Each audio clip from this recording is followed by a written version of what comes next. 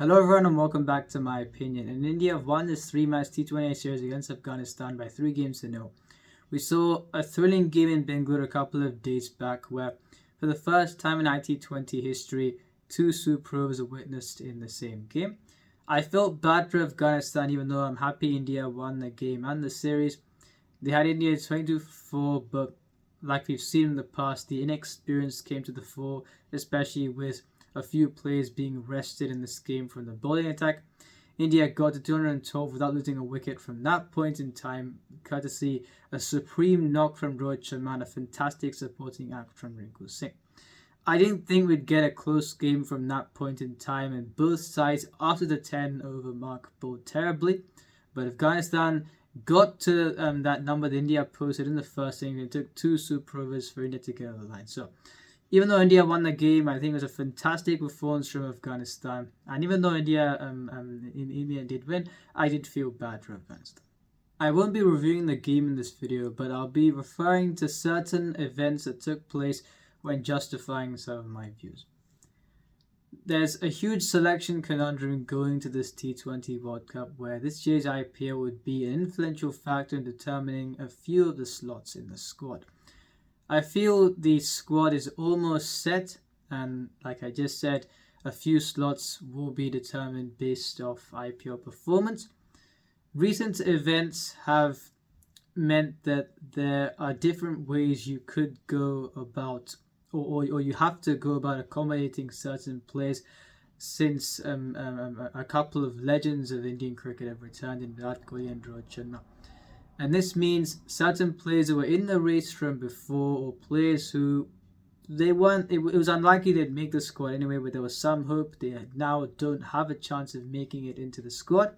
And that's why this video will be discussing the permutations and combinations of how India can go about things when selecting their squad and their 11 in this World Cup since these two legends have returned.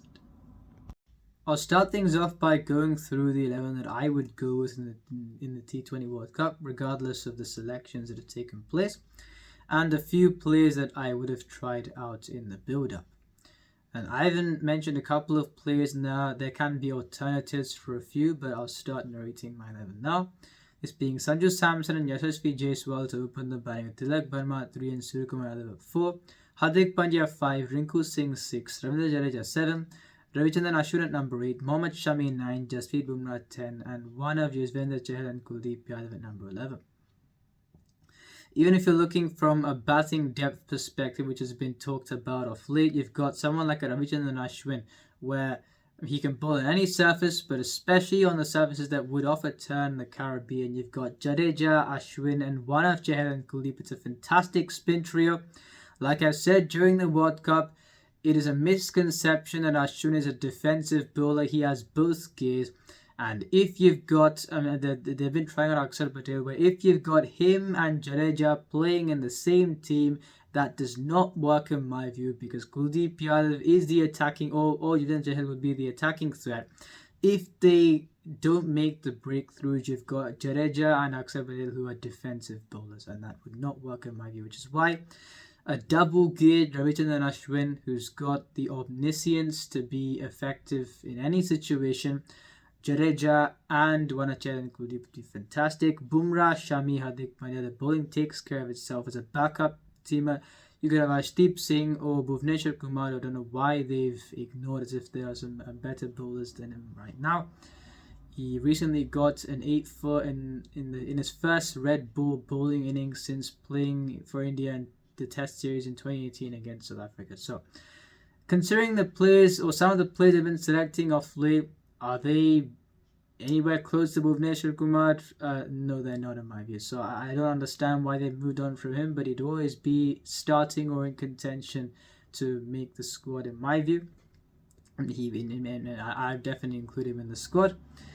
And on other players, you've got Tilak Verma at number 3, who now he has got no chance. You've got players like KL Rahul included, Tilak Verma, Raj Kekar as well, who've got no chance. And I thought Yashasvi Jaiswal didn't have a chance of making it into the squad. And there is a way that he can do, and I'll go through that after I go through this.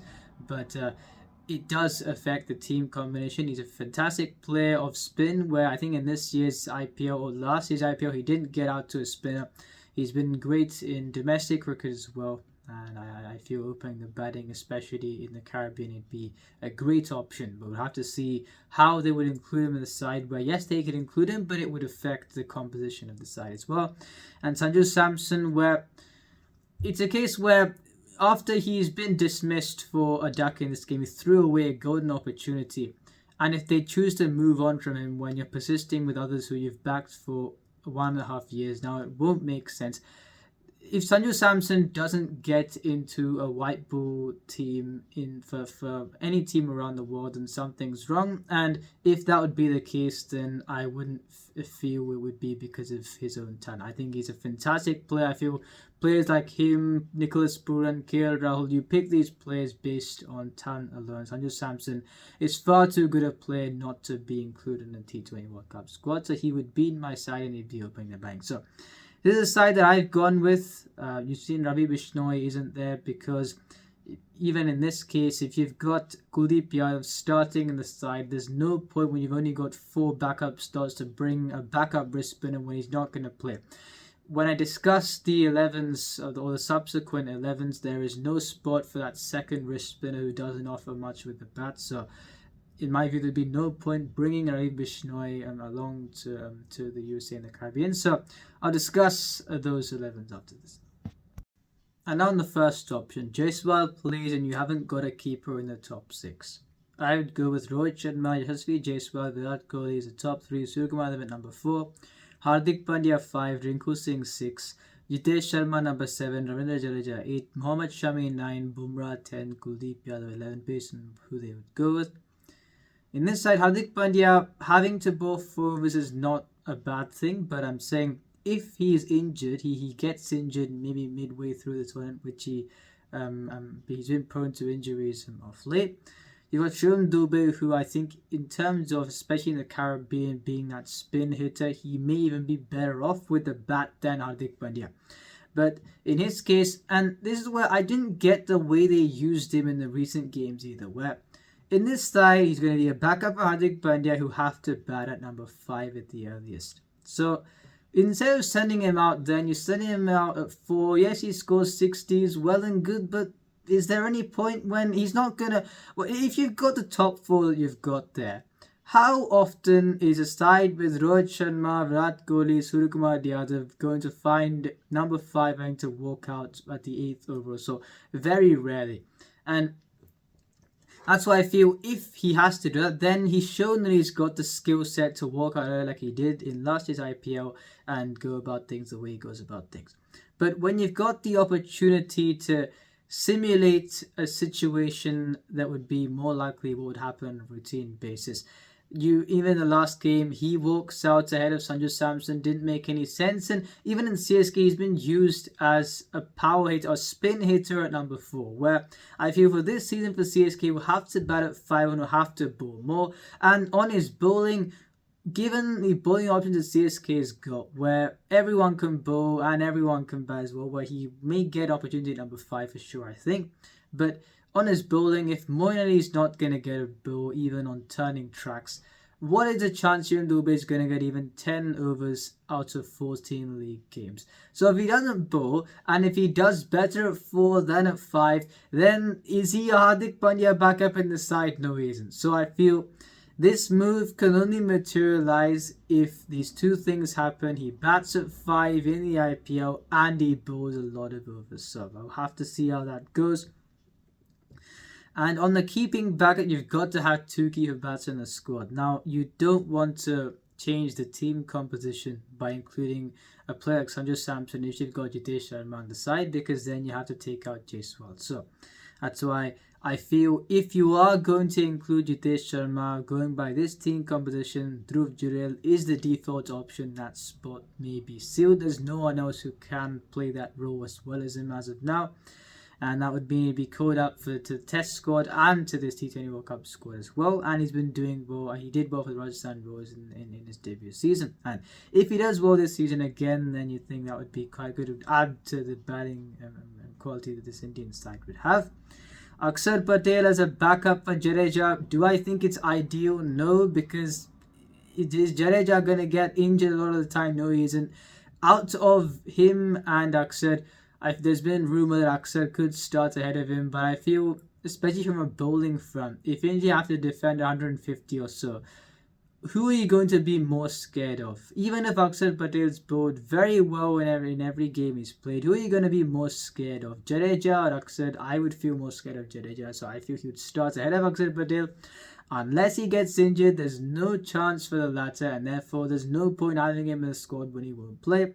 I would bring in Ashwin like he did do in the World Cup. We'll have to see what they do. And I've gone with Arshdeep Singh being the third team, and since only two frontline seamers can start. There's no point getting a backup for anyone else because they'll play every game. If they bring Ravi Bishnoi in as a backup for Kuldeep Yadav when he'll just be not playing for the entire time, there's no point. So this is the first option. And now for the second option, you play a top order keeper batsman. That means Dhruv Jurel, Jitesh Sharma got no chance of making the squad according to me. Meaning it could be Rohit Sharma, Sanju Samson opening the batting, Virat Kohli 3, Suryakumar 4, Hardik Pandya 5, Rinku Singh 6, Jadeja 7, and like we saw in the World Cup, 4 frontline bowlers after Jadeja and Shami, Bumrah, Arshdeep and Kuldeep. The bowling would look very good.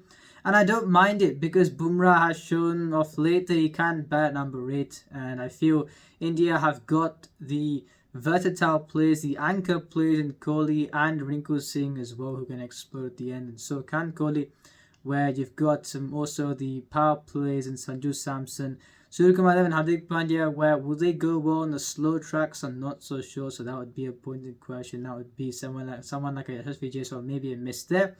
But Rohit Sharma would also be someone who, if he doesn't completely blaze away like we saw in the previous game where he takes a bit of time while still looking to go for shots, and then we saw what he did, then he'd be a vital play there as well. So if they don't play, or if they include a top order batsman, I feel Dhruv Jurel and I think Jitesh Sharma would have no chance of making the squad.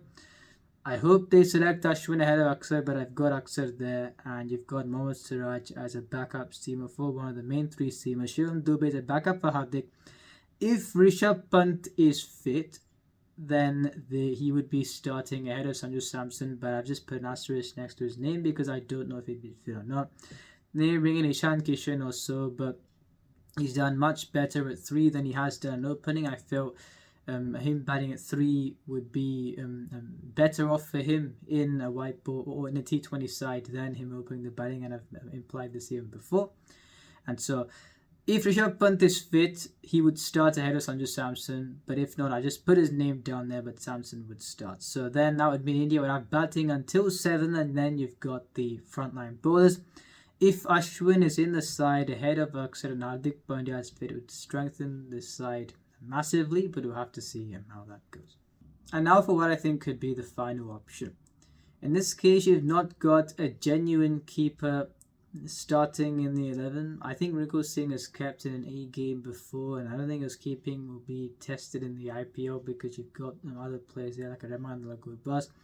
This would be a gamble, but in order for the team composition to maybe get a bit less stringent, to get some kind of luxury there, if Rinku Singh can keep at number 6, then you've got the top 5 that I said before. Rinku Singh 6 and 11 looks pretty much the same. As a backup, instead of keeping Jitesh Sharma, where if you want to get a more assured keeper in, then you may, instead of dropping Rinku Singh, which you wouldn't do considering how well he's in batting, you've got a versatile replacement who can open the batting as well, because the only other player who can be dropped, you won't drop Rinku Singh, would be Yashasvi Jaiswal, unfortunately. So that's why as a sub, I'd play Dhruv Jurel or Rishabh Pant if fit. So that would be a bit of a gamble considering Rinku Singh's keeping hasn't been tested at the highest level, and I think it would be tested during the IPL as well, but that is the third case they could go with. And it shows that some of the players they've tried out in the build-up to the T20 World Cup, Mukesh Kumar, who, yes, bowled a few good Yorkers, didn't do as badly as I thought he would do, bowled well in a few games, but I don't feel the T20 bowler. We saw in this recent game against Bangalore why also that would be the case. Avesh Khan, they've tried for 1.5 years now, played the Asia Cup in 2022 and it's not done well in any bilateral series. I don't know why they're still persisting with him. You got him and Mukesh Kumar playing the same game in the last series leading up to a World Cup. It makes zero sense. Shreyas Iyer, they dragged him along to every series. When was he going to get into the side ahead of even Tilak Verma? No. Now that Virat Kohli is back, would there be any point in Shreyas Iyer being dragged along to the previous games? No. They've played Shubman Gill, no chance of playing the squad. And you got even someone like a Jaiswal who can make the squad if you tinker around with things in the lower middle order. Even Ravi Bishnoi, if you've got Kuldeep Yadav starting, is there any chance of Bishnoi playing in this template? No, there isn't. Otherwise, your batting is weakened after number 7. So, even then, he may not get a game. So you've got all these players there who won't get a game, but they're the ones playing the games in the build-up. I don't get that at all. Sound like a Bhuvneshwar Kumar, a proven seamer, isn't given a game he's moved on from. Even in Test cricket, you got Prasidh Krishna, who, with the technicalities of his action, cannot bowl as full as other bowlers. He would not have done well in South Africa. They play him ahead of Bhuvneshwar Kumar, and the latter goes and gets an 8-4 in his first red ball innings since 2018. So, the selections haven't been great. They've been baffling thus far. And yes, the return of 2 legends makes the batting lineup look fearsome on paper, where even though I feel India will only have 5 bowling options going to a game if they play especially the first out of the 3 possibilities, the batting lineup has got the diversity to succeed. However, I feel since you've played a few players who didn't have a chance to make it into the squad or the 11 anyway, and now you've brought the legends back, then it completely renders those previous games pointless, and the learnings that you could get from those games could be questioned. So you think a problem of plenty is a great problem to have, but at the same time now, is there any point in having a problem of plenty, because a lot of plenty won't be able to get into the side because of recent developments. So I have to see how they go. The tie will be vital, but the series has been wrapped up here, and you've got a case where from 22 for 4 in an atypical Bangalore surface to go to 212, I think India would have been very happy with the first innings. And yes, they did not select the correct bowling attack, especially playing Mukesh Kumar and Avesh Kumar on the same side, and did not bowl well in the last 10, and nor did Afghanistan, but in the end they still won the game. Let's see how things unfold and go into the IPL time as well. If you enjoyed the video, please like and subscribe, share with your friends. Remember, this is my opinion. What's yours?